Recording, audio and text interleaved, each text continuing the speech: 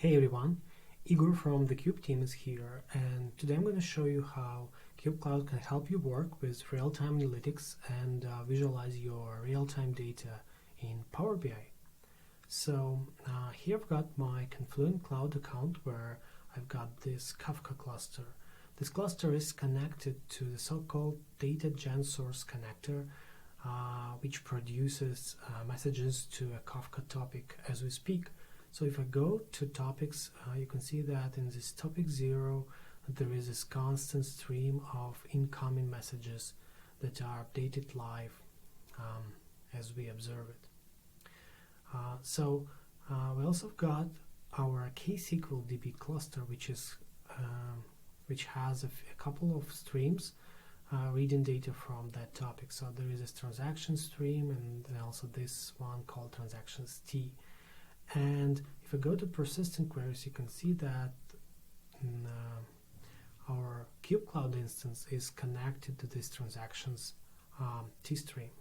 So now I'll navigate to my kubecloud deployment, which is indeed connected to that ksqlDB endpoint. So if I go to configuration, I can show you that we are connecting to Confluent Cloud, and the DB type of this one is chosen as ksql.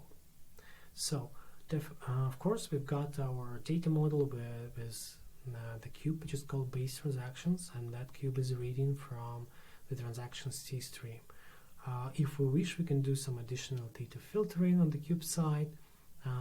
Surely we've got some dimensions and measures defined for this one, but the most interesting part here is this preaggregation, which is a special one.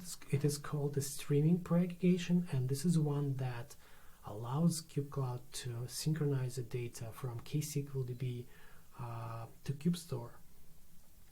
So if I go now to the query history, you can see that as I speak, there are some queries that are coming to this deployment through their SQL API, right?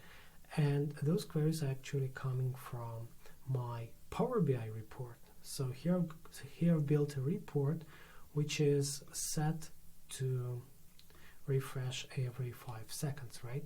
So each of these 5 charts is being refreshed every 5 seconds. So you can see that their number of transactions changes. These transaction counts by the second number are changing. The transaction breakdown by card type is changing, and also these 2 charts, which show most popular stores and most active users, are changing in real time. So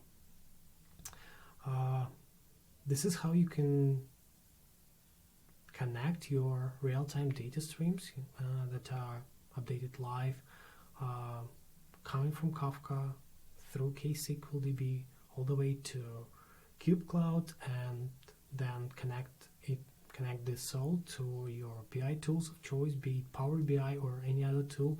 You've got them update in real time with the desired performance and unmatched user experience. Okay, hope that was helpful and insightful. Thanks everyone.